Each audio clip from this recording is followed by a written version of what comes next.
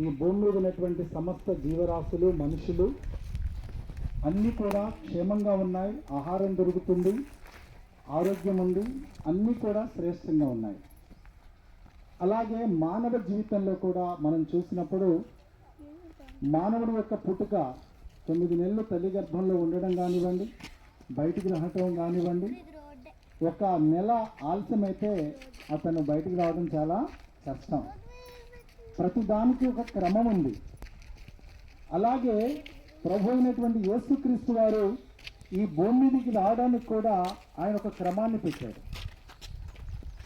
ఆయన పునరుద్ధానుడే వెళ్ళుతున్నటువంటి సమయంలో లేక వెళ్ళక ముందు కూడా, మీ హృదయాలు కలవరపడనీకండి, నా తండ్రి ఇంట అనేక నివాసాలు కలవు, నేనుండు స్థలములో మీరుండు లాగున మరలా వచ్చి మిమ్మల్ని తీసుకొని వెళతాను అన్నాడు. ఆకాశము భూమి గతించినా కానీ ఆయన మాటలు ఎన్నటి కూడా గతించవు. ఆయన వచ్చే సమయానికి ప్రపంచం ఎలా ఉంటుంది, ఇజ్రాయెల్ దేశం ఎలా ఉంటుంది, ప్రపంచంలో పరిపాలనలు ఎలా ఉంటాయి, బైబిల్లో అన్ని పరిపాలన గురించి చెప్పాడు. దానియేలు గ్రంథంలో ఉన్నటువంటి ప్రవచనమే అతి శ్రేష్టమైనటువంటి ప్రవచనం. బబులోను సామ్రాజ్యం కానివచ్చు, పార్విక మాదియ సామ్రాజ్యం కావచ్చు, రోమా సామ్రాజ్యం కావచ్చు, తర్వాత నియంత్రణ సామ్రాజ్యం కావచ్చు, ఇప్పుడు ప్రజాస్వామ్యం నడుస్తుంది, రాబోతున్న కాలంలో ఇంకొక రాజ్యం రాబోతుంది అనేది ఒక అద్భుతమైన క్రమం బైబిల్లో ఉంది. మనం బైబిల్ చదువుతున్నప్పుడు ఆయన రాకడ చాలా దగ్గరగా ఉన్నట్టు మనకు అర్థమవుతుంది ప్రపంచ పరిపాలన చూస్తున్నప్పుడు. కాబట్టి ఆయన త్వరగా వస్తాడు. ఆయన రాబోతున్నటువంటి ఆయన వచ్చే సమయంలో ఆయన యందు మృతులైన వారు మొట్టమొదట లేస్తారు. ప్రైజ్ ది లార్డ్, హల్లెలూయా. యేసు ప్రభు నమ్మని వాళ్ళకి కూడా మరణం లేదు, యేసు ప్రభు నమ్మిన వారికి కూడా మరణం లేదు. కానీ యేసు ప్రభుని నమ్మని వారు సమాధిలో నుంచి లేపబడరు. కానీ యేసు ప్రభుని నమ్మిన వారంతా ఏం చేస్తారట, సమాధిలో నుంచి మొదట లేపబడతారు. ఆయన మధ్యాకాశానికి వచ్చినప్పుడు ఎవరికి అర్థం కాదు.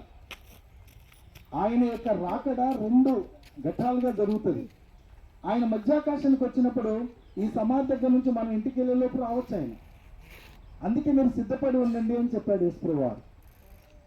ఆయన మధ్యాకాశానికి వచ్చినప్పుడు సమాధిలో ఉన్నవారు అందరూ కూడా లేపబడతారు, సజీవులైన సంఘం కూడా లేపబడుతుంది. వారు నిత్య రాజ్యానికి వారసులు, వారికి శిక్ష విధి లేదు. అలాగే ప్రభువైన యేసుక్రీస్తు వారు మధ్యాకాశానికి వచ్చినప్పుడు మృతులైనటువంటి ఈ యొక్క కొర్నేలు బాబు గారు కూడా వారి సమాధిలో నుండి లేపబడతారు. కానీ ఈ మాట చెప్పి ముగిస్తాను. కొరింథీయులకు రాసినటువంటి 2వ పత్రిక 5వ అధ్యాయం 10వ వచనంలో ఒక అద్భుతమైన హెచ్చరిక యేసు ప్రభు నమ్మిన వాళ్ళకు ఉంది, యేసుక్రీస్తు నమ్మిన వాళ్ళకు ఉంది. యేసుక్రీస్తు నమ్మని వాళ్ళకి కాదు, యేసుక్రీస్తు నమ్మిన వాళ్ళకి ఇచ్చేటువంటి ఒక పెద్ద హెచ్చరిక ఏంటో చూద్దాం.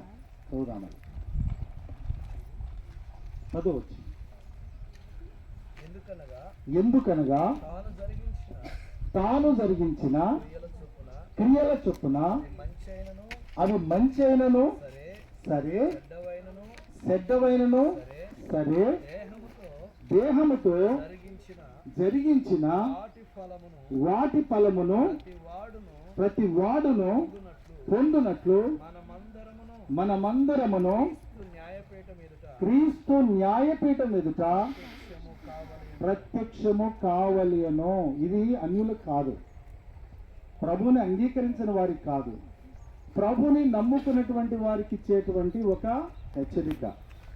ఆ హెచ్చరిక ఏంటి అంటే, మృతులైనటువంటి వారందరూ క్రీస్తునందు నిద్రించిన వారు లేపబడతారు. లేపబడి మధ్యాకాశంలో దేవుడు న్యాయపీఠం మీద కూర్చుంటాడు. దేని మీద కూర్చుంటాడండి? న్యాయపీఠం. మహిమ సింహాసనం మీద కూర్చునేది తర్వాత కూర్చుంటాడు, ధవళ సింహాసనం మీద కూర్చునేది తర్వాత కూర్చుంటాడు. కానీ దేవుడు న్యాయపీఠం మీద కూర్చున్నప్పుడు యేసు ప్రభుని నమ్మినటువంటి వాళ్ళందరూ కూడా లెక్కప్ప చెప్పాలి. అంటే మన నరకానికి పోవటానికి కాదు, ఇక వాళ్ళకి నరకం లేదు. వాళ్ళు అక్కడ నిలబడి శరీరముతో జరిగిన, శరీరం చాలా విలువైందండి, దేవుని దేవాలయం శరీరం. శరీరముతో జరిగించినవి అవి మంచివైనను సరే చెడ్డవైనను సరే దేవుని న్యాయపీఠం దగ్గర లెక్క అప్పగించాలా. దేవుడు నీకు ఇచ్చిన పాటల వరం కావచ్చు, దేవుడు నీకు ఇచ్చిన భార్య విషయంలో కావచ్చు, దేవుడు నీకు ఇచ్చిన భర్త విషయంలో కావచ్చు, దేవుడు నీకు ఇచ్చిన వ్యవసాయ విషయంలో కావచ్చు, దేవుడు నీకు ఇచ్చినటువంటి ఆరోగ్య విషయంలో కావచ్చు, దేవుడు నీకు ఇచ్చినటువంటి సమయ విషయంలో కావచ్చు, ప్రతి దాని విషయంలో నీవు దేవుని న్యాయపీఠం దగ్గర లెక్క అప్పగించాలి. ఎందుకో తెలుసా? బహుమానాలు పొందడానికి, శిక్ష కోసం కాదు. పరలోకంలో కూడా బహుమానాలు చాలా విలువైన స్థానం ఉంటుంది. అక్కడ బహుమానాలు దేవుడు మనకిస్తాడు. ఎంత బహుమానం పొందుకుంటే అంత బహుమానం. అందుకే కొరింథీ పత్రిక 3వ అధ్యాయం చదవద్దు, కానీ ఈ భూమి మీద దేవుని పిల్లలు జరిగించే పనులు 4 రకాల 5 రకాలుగా ఉంటుంది. వెండి లాంటి పని, బంగారం లాంటి పని, కట్టె లాంటి పని, చెత్త లాంటి పని, గడ్డి కర్ర కొయ్య లాంటి పనులు జరిగిస్తాయి. గడ్డి కర్ర కొయ్యకాలు, ఈ పనంతా కాలిపోద్ది. అంటే మనం ఉత్తరనే నిలబడతాం, పరలోకం జాగ్రత్తం కానీ ఉత్తరం నిలబడతాం. అందుకోసం కాదు మనం రక్షించింది యేసుప్రభువారు. రక్షణ ఉచితమే, కానీ బహుమానాలు పొందాలంటే దేవుని పని జరిగించాలి. ఈ భూమి మీద దేవుని కొరకు త్యాగం చేయాలి, దేవుని సేవ కొరకు ధారాళంగా ఇవ్వాలి. నీకు ఇచ్చిన డబ్బు విషయంలో ఆ డబ్బుని ఎలా కాపాడుకున్నావు, ఆ డబ్బుని ఎంతగా దేవుని కొరకు ఖర్చు పెట్టావు, నీ పిల్లల్ని ఎంతగా జాగ్రత్త చూసుకున్నావు, వాళ్ళని చదివించావా లేదా, ఓ పెద్ద స్టోరీ అండి. అక్కడ బహుమానాలు పొందుకోవడానికి రేపు కొన్నేళ్ళ బాబు గారు కూడా దేవుని న్యాయపీఠం మీద నిలబడతాడు. లెక్కలో వారు చేసినటువంటి ప్రతిదానికి ప్రతిఫలం ఉంటాడు. కాబట్టి ప్రభు రాకడిలో వారు సమాధిలో ఉండరు, లేపబడతారు. 1000 ఏళ్ల వరకు మిగతా మృతులు లేపబడదు, 1000 ఏళ్ల వరకు. కానీ యేసు నమ్మిన వారు మాత్రం ఆయన రాగానే లేపబడతారు. అతి ఆదరణతో మనం ముందుకు వెళ్దాం. దేవుడి మాటలు దీవించింది.